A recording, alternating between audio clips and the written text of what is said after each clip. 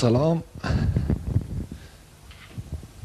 تصمیم گرفتم این فیلم رو براتون ضبط کنم قبل از اینکه ایران بیام بفرستم و اینجا الان طوری درست کردم که میتونستم خودم رو ببینم، ولی وقتی خودم رو نگاه میکنم یه مقدار صحبت کردم مشکله. قبل از هر چیز سلام به مامان میرسونم، سلام به تموم خواهرها و بچه خواهرها، شوهر خواهرها، همه فامیل سلام میرسونم و دلم براتون خیلی تنگ شده و عروسی شهاب تبریک میگم، عروسی سعید رو تبریک میگم و انشالله اونجا میگم چند وقت دیگه انشالله اگر بشه تا تابستون، حد اکثر دیگه خیلی دیر بشه، تا تابستون اونجا خدمتتون میرسم.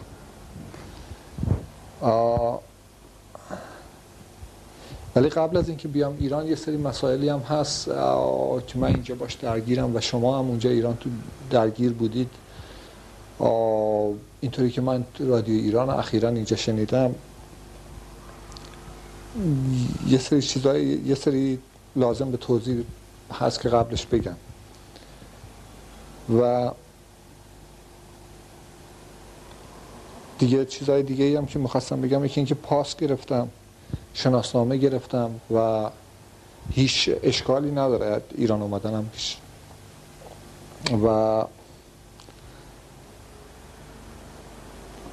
و یه مسئله مهمی هم هست، میگم از کجا نمیدونم شروع کنم. من توی ایران تا اونجایی که یادم میاد خیلی سال پیش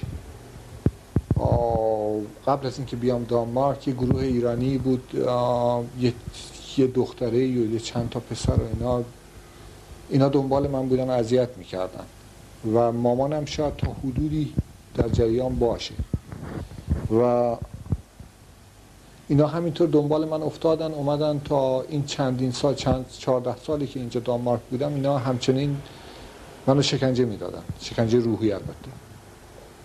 و درس و اینا هم که درسی که خوندم و اینا به دردم نخورد، چون عملاً به دردم نمیشه کاری کرد با این درس، چون دیگه اعصابش هم ندارم. و دیگه چی رو میخواستم بگم یه سری دیگه از جهت سیاسی هم درگیر شدم سر مسئله اینا. یه مسئله مهمی هست، انشالله فکر نمی کنید که دیوونه شدم، ولی خداوند فرشته به کمکم فرستاده و فرشته خداوند خیلی بهم کمک کرده، یعنی خیلی از قبل بهم میگه جریان چیه، خیلی مردم بهم میگه چه برنامه‌ای دارن، چه کار میکنن و معجزات زیادی هم از خدا دیدم این 1-2 سال اخیر. از این مدتی که مامان اومده بود هلند و اون قرآن کریم رو برام آورد، خیلی چیزا تغییر کرده و این یه اینترنت هم، یه دومین هم تو اینترنت دارم که تقریبا دومین سیاسی مذهبیه، اونو می نویسم و بعد از این فیلم هم میخوام یه فیلمی ضبط کنم و برای علمای اسلام در ایران بفرستم. و منتها جریان ایران آمدنم، من این افرادی که دنبال منن خیلی پس فطرت‌تر از اونی هم که بشه باشون کنار آمد. من هلند دیگه یه مقدار قبلا به سرای خانم و داداش گفتم هلند نمیخوام برم، چون اینا مشکل ایجاد میکنن، برای خانواده مشکل ایجاد میکنن.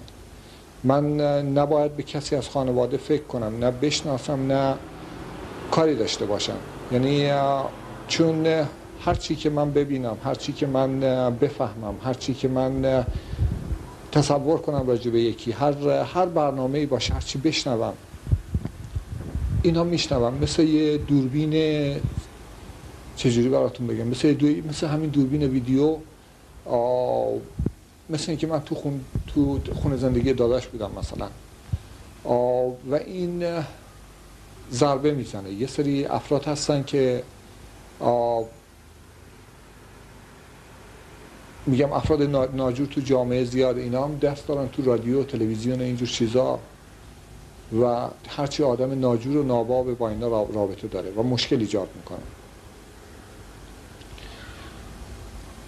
برای همین وقتی که اومدم ایران، اولا دوست ندارم به هیچ وجه کسی بیاد فرودگاه، به هیچ وجه، و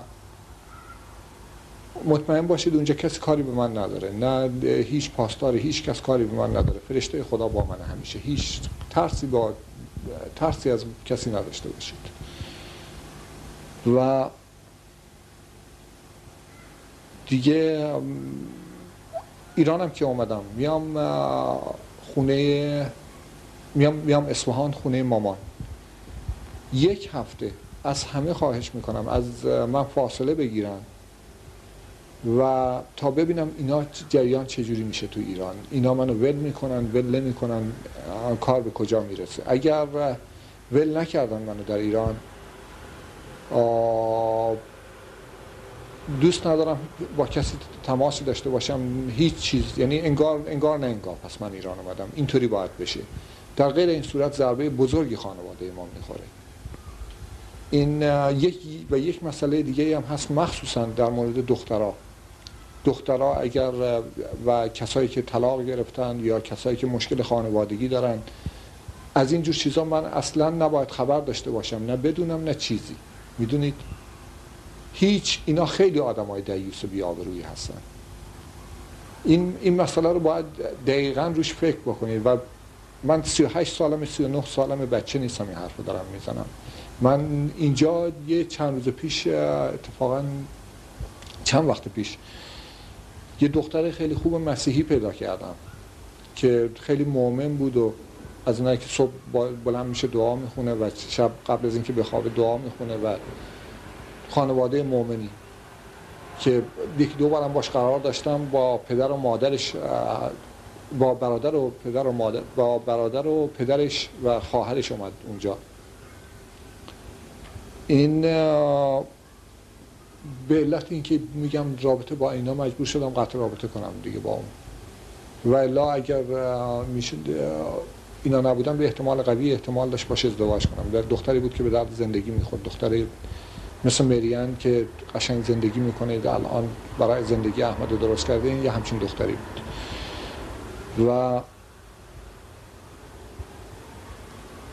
دیگه براتون بگم، و این تنها خیلی مسائل هست در رابطه با اینا. میگم الان اسم مثلا دخترای داداش رو، اسم ساحره رو، اسم هر کسی که من اطلاع داشته باشم، هر کسی که من فکر بکنم بهش،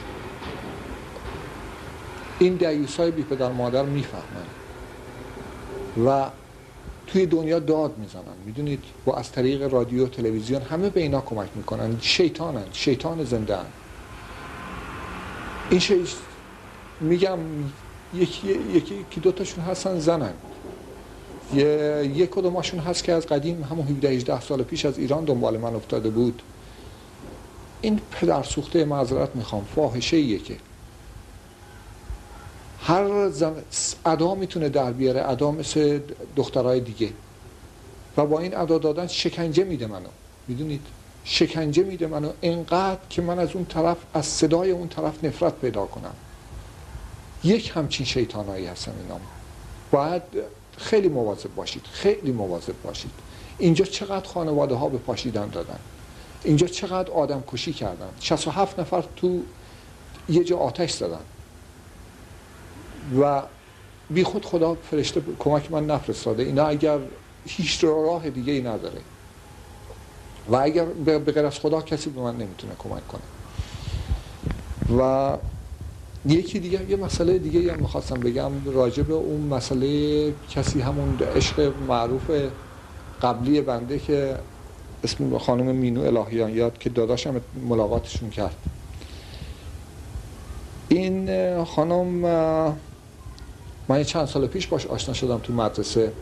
گفت که با شوهرش مشکل داره و طلاق گرفته ولی شوهرش نمیخواد بره و به من هم ربطی نداره البته. ولی نگو اینا همه باند بودن، اینا همه یکی بودن. یعنی آشنایی منم اصلا با اون سر این بود که اون یکی از دوستام اینجا فوت کرد، اتفاقا اونم مذهبی هم بود یه مقدار. این دو نفر اینجا فوت کردن که تحت شکنجه یه همچی آدمایی بودن. یک کدوماشون تحت شکنجه خود این گروه بود، یک کدومای دیگه شون شاید اینا دست داشتم، نمیدونم چجوری بود. بالاخره اون اولی که فوت کرد اونو می‌خواستیم جنازه‌شو بفرستیم ایران. با همون مینو من آشنا شدم که گفت نمیدونم کمک میتونی بگیری از کمون و اینجور چیزا که پول جمع بشه جنازه طرفو بفرستیم ایران.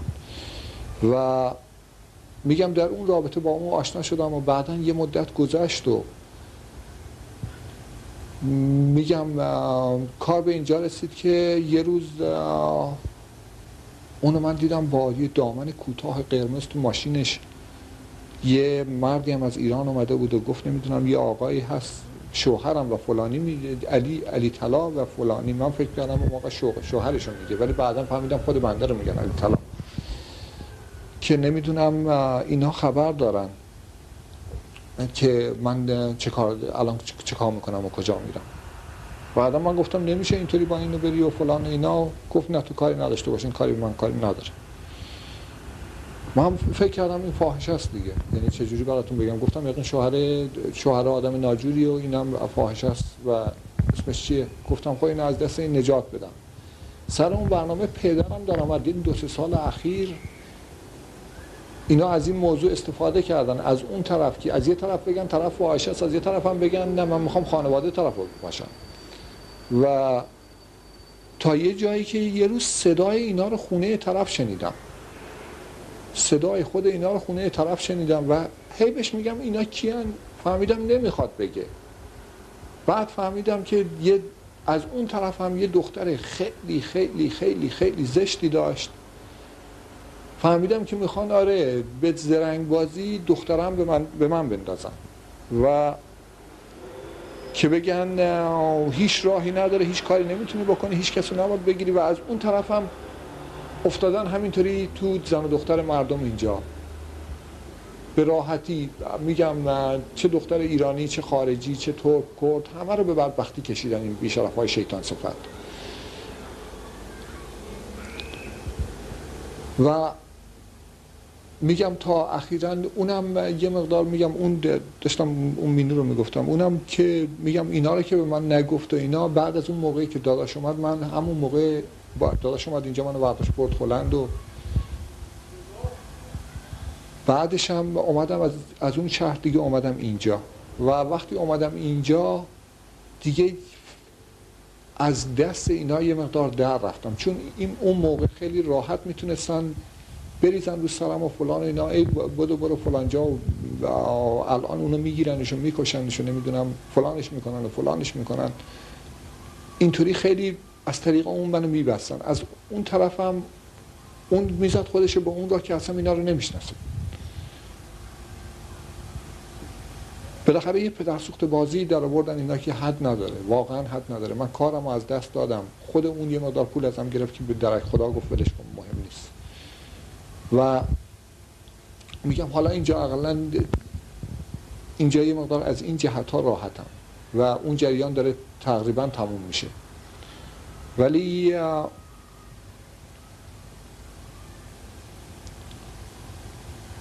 خود مردم این شهر هم آدمای ناجوری هستند. این ایرانی هم این همین گروهی بی پدر مادری که دنبال منه، اینا من نمیدونم اینا به چی وفا دارن، چون نه خدا دارن، نه دین دارن، نه وطن پرستن، هیچی. میدونید یه آدمای بی شرف و بی پدر مادر و پس فطرتی و در شکنجه مهارت کامل. و میگم مردم این شهر رو بهشون فارسی نشون دادن. قبلا هم اونجا همین کارو کرده بودن. هر کسی اینجا رد میشه یه چیزی به فارسی میگه و میره. ولی من خدا رو دارم. میگم خدای منم خداست. خدای من واقعا خداست. یعنی خدای دیگری وجود نداره به غیر از خدای من. و پدر صاحب همشون رو در آورده. و اینم از مسئله اون دیگه. میگم از شر اونم راحت شدم دیگه. یه مسئله دیگه هم هست، گفتم همین مسئله این دومینمه که این مسئله این دومینم به خدا تعلق داره. من میگم یه وقتا یه چیزایی باید بنویسم برای خداوند و اونو می نویسم. و دیگه براتون بگم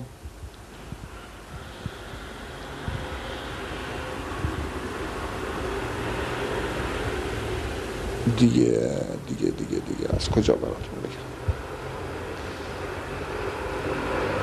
دیگه. مسئله میگم بدبختی اینه که من به هیچی نمیتونم فکر کنم. من الان حتی نمیخوام فکر بکنم که شماها چه کار دارید میکنید، برنامه چجوریه، ایران چطوریه. هیچ اصلا نمیخوام راجع به هیچ مسئله فکر بکنم. من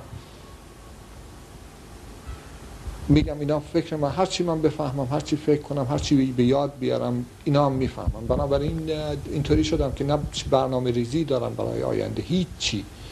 و من الان همین وقت رو فکر میکنم، همین لحظه رو فکر میکنم، نه بیشتر. یه نیم ساعت پس و پیش هیچ برام مهم نیست که چجوری میگذره، چون راه دیگری نداره جنگیدن با اینا. و یه مسئله دیگه هم همون میخواستم برنامه آینده هم بگم. آینده هم کار نمیتونم بکنم به علت اینکه اینا مزاحم میشن، محیط کار رو به هم میزنن، سر کارم خودم رو اذیت میکنن و هر وقتم وضع مالیم خوب باشه اینا ناراحتن. و از جهت دیگه مصرف سیگارم هم خیلی رفته بالا، تقریبا 40 تا 50 تا در روز سیگار میکشم. و دیگه براتون بگم و الا وضعم خوبه، حال و روزم خوبه، از نظر بدنی خوبم. هر روز روزی 10 دقیقه 20 دقیقه ورزش میکنم، سر حالم. و دیگه براتون بگم از جهت پول و اینجور چیزا هم که میگم تقاضای بازنشستگی کردم، چون اینا گفتم نمیذارن کار کنم دیگه. برای یه تقاضا نوشتم و حالا معلوم نیست، اگر قبول کردن که قبول کردن، قبولم نکردن که برمیگردم سر همون حقوق بیکاری. فرق زیادی برام نمیکنه. ولی اگه قبول بکنن یه حسن خیلی بالایی داره که میتونم اگر میگم ایران نتونستم زندگی کنم به خاطر اینکه اینا دنبالم بودن، دوباره فرار کنم برم یه جای دیگه دنیا، یه جای پرت دور افتاده دنیا، بلکه اینا از شر اینا بتونم راحت شم.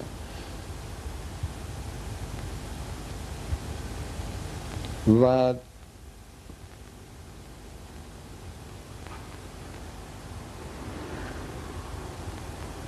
دیگه نمیدونم چی بهتون بگم. فقط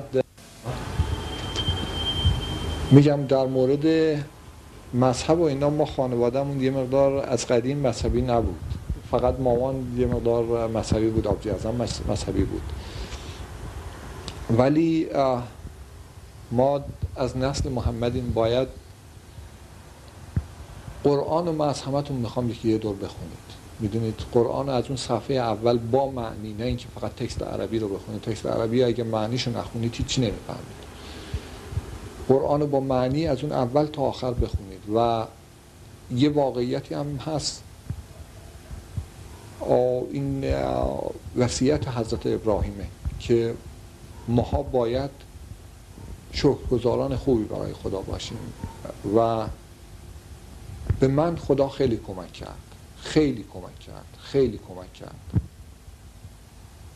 و حتی میگم توی یکی از سوره های قرآن هم هست، سوره طارق هست، که خدا میگه وقتی که آدم اسرارش برای مردم فاش باشه، وقتی که کسی هیچ کمکی نداشته باشه، خداوند آسمان و زمین رو به کمک میگیره.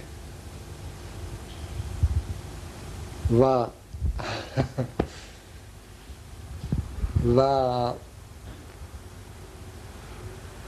میگم حالا یه سری از این مسائل رو میگم از راجع به معجزه‌ها اینجور چیزا تو اون نواری که برای جمهوری اسلامی پر میکنم، تو اون نوار میگم. بگم تو جمهوری اسلامی هم من با همه موافق نیستم، با یه سری مشکل دارم. یکی سر مسائل فرهنگیه، یکی سر مسئله نفته و یکی سر مسئله سیاست خارجی، یکی سر مسئله آزادی و اینجور چیزاست. یه سری از این مشکلات من دارم. از نظر من جمهوری اسلامی باید به طرفی پیش بره که قانون ایران قرآن باشه نه چیز دیگری. و یه سری مسائل ملی که اخیراً تو ایران خیلی دور گرفته، اینجور چیزا رو من همه رو مخالفم. و البته هر چیزی که خدایم بگه و میگم و منتها اون نامه‌ای که اون نواری که برای اونا ضبط میکنم، بعد از این نواری که برای شماست اینو میذارم اونجا. حالا یه امتحان کنم ببینم چه بشه. پس تا ملاقاتمون تو ایران فعلا خداحافظ.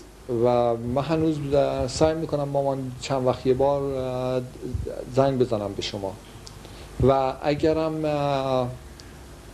راستی چیزی هم میخواستم بهتون بگم، اگر کسی شماره تلفن فکس داره تو ایران که میشه فکس از این دستگاه فکس داره که میشه فکس فرستاد، برای من بگید. و یکی آدرس یه سری جاها رو تو ایران میخواستم که البته تا یکی آدرس ولش کنید الان ما. و این اعدادی که میبینید اینجا فرشته عزیز من از طریق این اعداد با من صحبت میکنه و مثلا این عدد 9 یک زمان نماینده جمهوری اسلامی بود. عدد 8 نماینده یکی از دوستای فلسطینیه و اون عدد 5 هر وقت که هوا طوفانی باشه اون عدد 5 به همین حالت اونجاست. امروز هوای دانمارک طوفانیه، تقریبا شمال دانمارک 31 درجه سرعت باده و یک بار اینا اذیت کردن، از خدا خواستم سقف خونه‌شون رو بکنه و خداوند سقف خونه‌شون رو با باد کند اینجا. و اینجا عدد مثلا 2 و 3 عدد 23 یه سری اعداد هستن و هر چیز نماینده یه چیزیه. خدا با من صحبت میکنه. این پرده نماینده آره یا نه، وقتی که اینطوری بسته است نماینده نه، وقتی که اینطوری بازه نماینده آره است. و همین الان هم با فرشته من آشنا دارید چجوری صحبت میکنه و همچنین این دارم همینطور که بعض وقتا محکم بسته میشه که در نماینده یه چیزیه، یواش بسته میشه نماینده یه چیزیه و باز وقتی میشه که یه چیزی برای من باز وقتی بسته میشه یعنی که برای من بسته است. Puljen. Det er ikke alle orkanens ødelæggelser, som forsikringen dækker, men i dag kom Stormflodsrådet de nødstedte danskere langs Vesterhavet til undsætning. Altså det drejer sig om, det er jo altså Vadehavet, og det er jo altså her fra Blåvandshuk, og så ned til grænsen, og naturligvis øerne her med. Og så er det den sydlige del af Ringkøbing Fjord, altså fra Årgab her, og så over mod Velling Mærsk, der ligger herovre. Familier og virksomheder i de ramte områder kan derfor søge Stormflodsrådet om erstatning for oversvømmede kældre, forretninger og dagligstuer. Kystinspektoratet har udtalt sig om hele landet, har været alle kyster rundt, og det har været et ret klart billede, at den høje vandstand, den ekstremt høje vandstand har været i de 2 områder. Alle danskere betaler i dag 10 kroner over deres forsikring i stormflodsafgift om året. Der er langt mellem de store udbetalinger efter en stormflod, og i dag er der samlet 260 millioner kroner til erstatninger. Minimumskravet for at fordele pengene er en brandforsikring, og puljen dækker kun de skader, som ikke er omfattet af den almindelige forsikring. Løse tagsten og nedfaldende tage må folk selv sørge for. Altså, de skal jo ret henvende til deres forsikringsselskab, og hvis de har tegnet forsikring, så kan de jo så få dækket deres skader der. Og hvis de ikke har tegnet nogen forsikring, så må de jo nok afholde omkostningerne af egen lomme. Og det er voldsomme begivenheder fra for næsten 10 år siden, der er årsagen til, at beboerne langs Vadehavet i dag kan glæde sig over at få erstatning for oversvømmelser.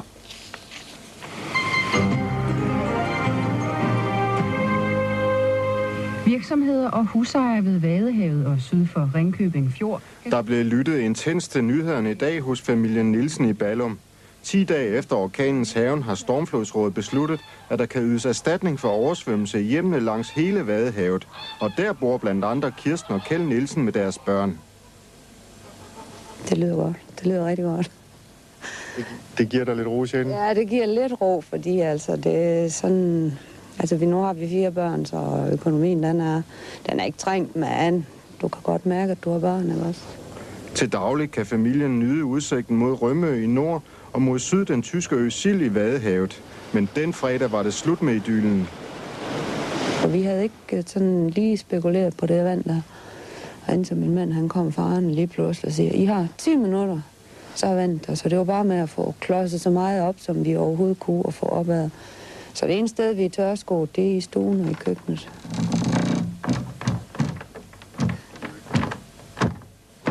Familiens hus bærer stadig præg af den værste orkan, der nogensinde er målt i Danmark. Og de sad på første række, da den ramte landet. Tankerne kører hele tiden. Det gør det at spekulere på, hvad nu, og hvorfor lige os, og hvorfor nu, ikke også, og hvad skal der nu ske, og hvad gør vi? Midt i det kaos, orkanen har efterladt, kan familien dog takke begivenheden i 1990 for, at de overhovedet kan få erstatning efter en oversvømmelse. Lemvig ved Limfjorden slap denne gang, men så nemt gik det ikke for byen i februar 90.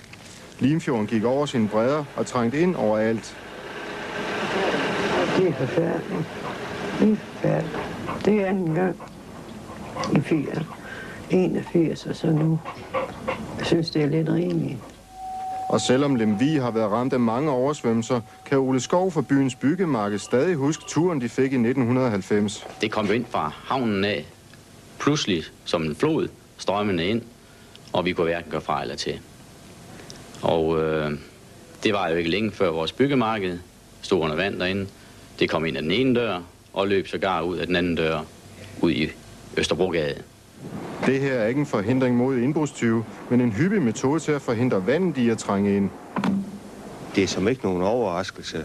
Altså, hvad skal man sige, når situationen de kommer, hvor der eventuelt er fare for oversvømmelse, så ser vi jo med en øre i radioen og hører vejrudsigten, hvordan det bliver. Om vi skal få skalk, eller vi bare kan køre roligt hjem. Indtil oversvømmelserne i Nordvestjylland i 1990 ydede stat, amter og kommuner hjælp fra gang til gang. Men begivenhederne udløste et krav om en specialiseret fond, og den blev oprettet ved lov i juni 91. Siden har fonden udbetalt erstatninger 7 gange, medregnet orkanen for 10 dage siden. Vi har været udsat for det så mange gange efterhånden, så når vi får lidt hjælp til det, så er vi jo taknemmelige, må vi sige. Og stormflodsskaderne i Lemvig 1990 gav det offentlige en ekstra udgift på næsten 1 million kroner i erstatning. Frederiksberg har vi faktisk nu målt de højeste vindstyrker, vi nogensinde har set. Og fra Esbjerg bredte kaos sig østpå. Det er ufatteligt, hvad folk de laver ud sådan en aften som i aften. Storebæltsbroen blev lukket for trafik for få minutter siden, og Ernst Møller, nu blev stormen så for meget af det gode ved Storebælt. Ja, som man måske kan se her, så er det altså meget, meget blæsende her på Storebælt. Jeg står på Fyns-siden ved Knudshoved, og lige nu er så de sidste biler på vej ud af broen. Hvis man kigger over på Fyns-siden, så kan man se, at bilerne holder og venter. Politiet er ude for at standse trafikken, og man må sige, at det er ekstreme vejrforhold. Vi står her på brokanten, forstår jeg, det er så meget sagt, for vi gør alt, hvad vi kan for at holde os oprejst. Situationen her, ja, den er meget, meget kaotisk i hvert fald, hvad angår blæsevejr. I løbet af en time var hele det sydlige Jylland og Fyn lammet af orkanen. De nye moderne elektriske IR4-tog gav hurtigt op over for nedfaldende køreledninger og væltede træer. Jeg havde håbet at være fremme i Aarhus en gang her senere i nat. Det havde vi fået at vide, så det bliver nok en lang nat. Og ved godt 19-tiden blev Danmark afskåret fra omverdenen, da flytrafikken helt blev indstillet, og de kostbare fly blev kørt i sikkerhed. Der ventede de mange strandede passagerer en lang nat i lufthavnen. Hvor meget er den op på nu så? Ved 20-tiden på Dansk Meteorologisk Institut breder frygten sig. Frygten for, at orkanen vil få digerne ved Vadehavet til at bryde sammen. Sker det, er stormflodskatastrofen en realitet. Lige under 4 meter. Ja. Det er nu, det skal stoppe, fordi ellers så bliver der altså meget kritisk med vandstanden i Vadehavet. Fordi altså vandstanden er nu allerede over 4 meter, og tidevandet vil altså give alene en ekstra stigning på omkring 1 meter inden for de næste 3-4 timer. Så hvis ikke vinden nu begynder at aftage, så stiger vandstanden i hvert fald den meter yderligere. Og det vil sige, at så kommer vi altså over nogle meget kritiske niveauer. Næste dag stod det klart, at heldet havde været med sydvestjyderne. Godt nok blev dele af Rømø oversvømmet, men den store katastrofe blev med nød og næppe undgået, da orkanen flyttede østpå, samtidig med at tidevandet vendte og vandstanden steg. Ved Storebælt holdt DR Nyheders mand stand trods blæsten. At det er det mest fornuftige at opholde sig indendør. Faktisk så flyver det omkring os indimellem med tagsten og med papir og med plastikskilte, og det er meget vanskeligt at holde sig fast. Jeg har endelig en solid båd her, og Fyn er meget hårdt ramt lige nu. I Svendborg har politi og Falck nok at gøre. Broerne til Langeland og til Tåsinge er spærret på grund af væltede lastbiler. På Svendborg Sundbroen, der ligger der en lastbil, som man har suret fast. Orkanen plagede hen på aftenen størstedelen af landet. Elledninger blæste ned og skabte kortslutninger og livsfarlige situationer for de mange, som trodsede politiets advarsler og kørte ud. 4 har indtil videre mistet livet som følge af den orkanagtige storm, der siden midt på eftermiddagen har hærget hen over Danmark. Orkanen flåede hustage af, væltede stilladser og gav mange en grim nat. Da orkanen nåede Bornholm, blæste den en hel svinestal omkuld. Vi kan ikke rigtig få noget overblik over lige nu. Altså, vi venter på at få noget lys op, og så står vi fundet lys op, så må vi gå og rydde op, og så se på dem ud. Men du har været inde og kigge. Der er en del af dem, der er i live i hvert fald. Jamen, det er det. Det er det. Kaos, usikkerhed, utryghed. Et samfund, der pludselig ikke fungerede. Det var virkningen af fredagens orkan. Togene gik i stå, telefoner blev afbrudt, lysene gik ud, og oliefyrene de stoppede. Det, der kaldes for infrastrukturen i det moderne højteknologiske samfund, ja, den brød sammen på få timer. Vi bliver utrolig sårbare, når en katastrofe optræder, fordi vi er ikke vant til at klare os på anden vis. Vi kan ikke længere. Der er jo sket forskellige ting med vores samfund. Dels så er vi gået fra de mekaniske apparaturer, som det her vækkeur jo repræsenterer, over til de elektroniske. Og det gør i gamle dage, hvor man kunne skille sine apparaturer ad, og så reparere dem med lidt snilde. Så når vi kigger ned i apparaturet i dag, så sidder der en chip og et printkort, og det ved de fleste i hvert fald ikke, hvad de skal gøre ved. Det er en af de ting, der er sket. Så er der altså også sket noget med vores psyke. Det er, at vi er blevet så fikseret på at realisere de ting, vi gerne vil gøre, det der nu står for. At vi accepterer ikke at blive sat i stå af sådan noget som en orkan. Hvor mange gik ikke til den julefrokost, der var planlagt i fredags, i stedet for at blive hjemme, som selvfølgelig havde været det klogeste at gøre. Det her moderne samfund, det her højteknologiske samfund, det har altså gjort os, om man så må sige, forkælede, forvente. Det er egentlig det drejer sig om. Ja, og der synes jeg, det er meget sjovt at tænke tilbage på 2. verdenskrig. For det er jo nok den sidste store katastrofe, Danmark blev udsat for. Dengang der var man stadigvæk så tæt på det selvhjulpne samfund, at det hele ikke brød sammen, at man faktisk klarede sig igennem de år. Ja, det var jo for eksempel, hvis man nu havde stor produktion af kvæg og sådan noget, som man jo også havde dengang, jamen så havde man sin egen generator, så man kunne skaffe den varme. Man dyrkede selv fodret på marken og var ikke afhængig af at få leveret foder, så man kunne klare sig igennem på den måde. Og det får der en til at tænke over, hvad skulle vi dog gøre, hvis vi blev ramt af en krig eller en anden stor naturkatastrofe? Vi er forfærdeligt forkælet i Danmark, fordi vi ikke er vant til at blive udsat for de ting. Det er oprydningens dag. Det er dagen, hvor skaderne kan gøres op. Mange steder måtte man i weekenden og i dag sande, at der er kræfter, som selv de bedste varslinger og de bedste kommunikationssystemer ikke kan stille meget op imod. Der er kræfter i en orkan, som betyder død og ødelæggelse, som betyder tab af kolossale værdier, som skaber utryghed og usikkerhed for arbejdspladser, og som vil kunne mærkes langt ud over de timer, hvor orkanen rasede. I dag tager landskabet sig igen ud fra sin uskyldige side, Men i kølvandet er der utryghed, ærgelser, tab og magtesløshed.